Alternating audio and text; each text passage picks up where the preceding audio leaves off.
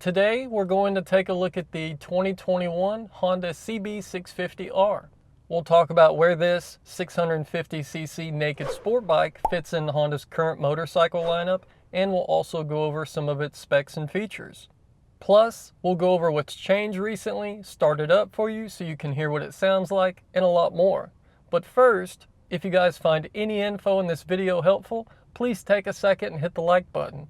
Liking the video and commenting below really helps grow this channel with YouTube's algorithm, and I really appreciate the help.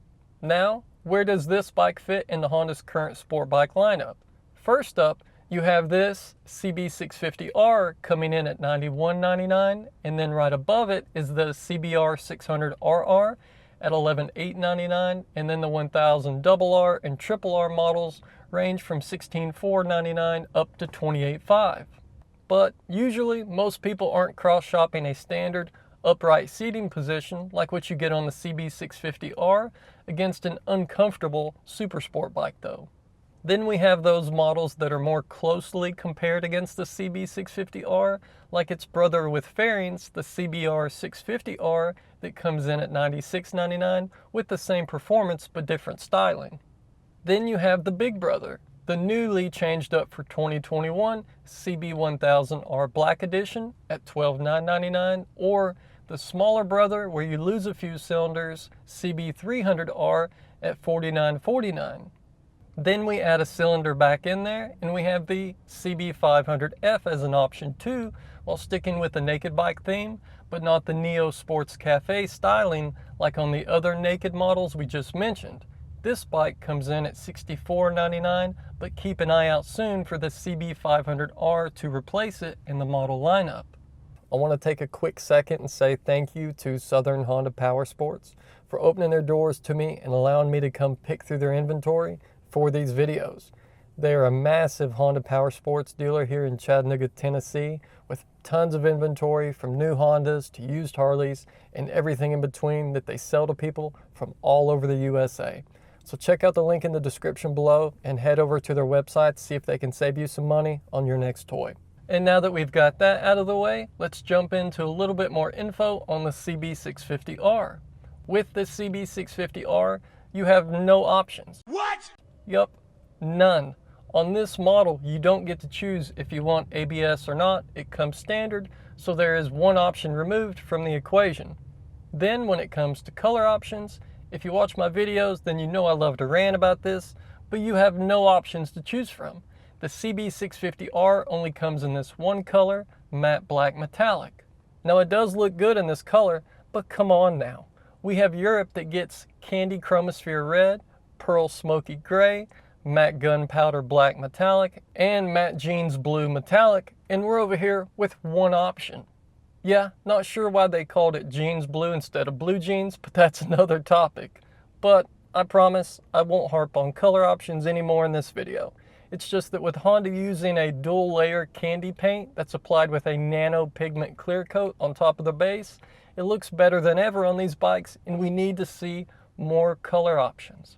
Now, when it comes to pricing, keep in mind when comparing different models that this bike does come standard with ABS at its $91.99 MSRP.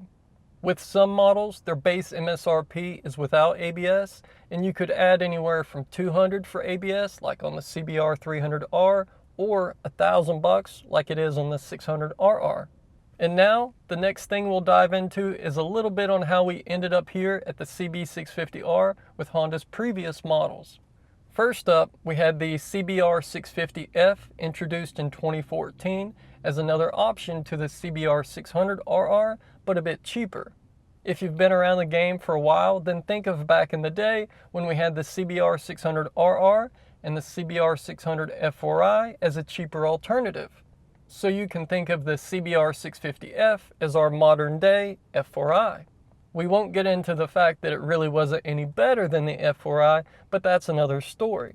And then at the same time, Honda rolled out the CB650F as a naked version of the CBR650F, and it was packing the same performance numbers.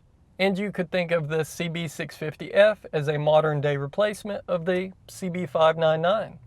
Then we fast forward to 2019 and Honda decides to change up their names a little bit for marketing because we all know that the letter R will sell a lot more bikes than the letter F.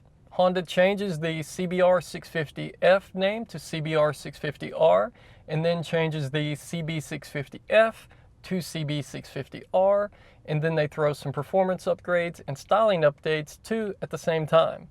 However, with the CB650R, they decided to change courses from their own kind of naked bike styling that they've been doing to this new Neo Sports Cafe concept bike styling.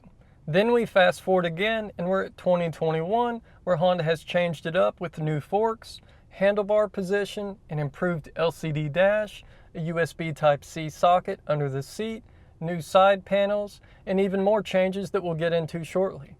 Now, let's take a little deeper dive into the bike though, and take a look at the chassis and suspension. The CB650R has a steel diamond frame that uses pressed swing arm pivot plates and twin elliptical spars, with a rigidity balance specifically tuned by being stiffer around the headstock and more flexible in the spar sections to deliver balanced handling characteristics with high levels of rider feedback.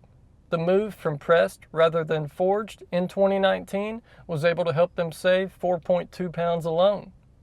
Then we have the new for 2021 41mm inverted Showa separate function big piston fork setup that is not only lighter than the old fork, but it finally brings in some adjustability. You now have compression and rebound damping as well as spring preload, and it brings in 4.25 inches of travel. While out back, you have a single Showa shock with preload adjustability and 5.04 inches of travel. And next up, we'll jump into the brakes. Up front, you have 4-piston radial-mounted brake calipers that work on 310mm floating rotors and are paired with a single-piston rear caliper and 240mm rotor.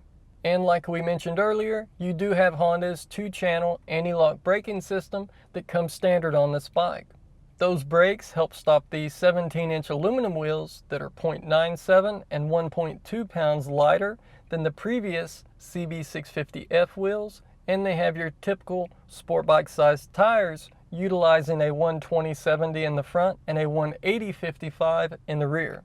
And next up, let's jump into the engine and drivetrain. It has a 649cc liquid-cooled 30-degree dual overhead cam 16-valve 4-cylinder, and it's mated up to a 6-speed transmission with a slipper clutch. This 67 by 46mm bore and stroke engine with 11:6:1 compression ratio is pumping out 94 horsepower at 12,000 RPMs and 47 foot-pounds of torque at 9,500 RPM. Yes, slightly less than the 600RR at 113, but that's yet another reminder, the engine size does not determine horsepower. Also, if you'd like more detailed information on the engine's internals, I'll throw a link in the description below over to HondaProKevin.com, where I dive deeper into what Honda changed with the ECU remap, new cam lobes, and even more of the new changes that were just done on this bike.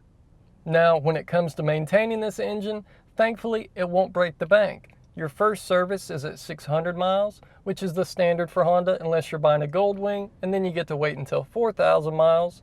But as you can see here though, the maintenance schedule is pretty relaxed with recommended oil change intervals every 8,000 miles and valve inspections every 24,000. And next up, we'll jump around the bike and touch on a few different things. You now have changes in the LED display that make the LCD screen easier to read, so you can keep an eye on the digital speedometer, tachometer, clock, odometer, trip meter, real-time and average fuel consumption, and of course your dummy lights.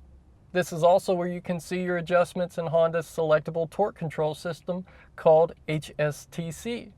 This system adjusts engine power to optimize torque at the rear wheel, reducing rear wheel slip when you're on the ragged edge, and thankfully you can turn it off completely if you're in the mood to bring out your inner hooligan. And now we'll jump into a few more numbers before we start the bike up. You have a curb weight of 445 pounds on the CB650R and a 57-inch wheelbase with a 31.9-inch seat height. You also have a 4.1-gallon fuel tank with a 0.8-gallon reserve, and Honda rates it at 48 miles per gallon. Now, let's start it up, and then we'll come back for a few more things.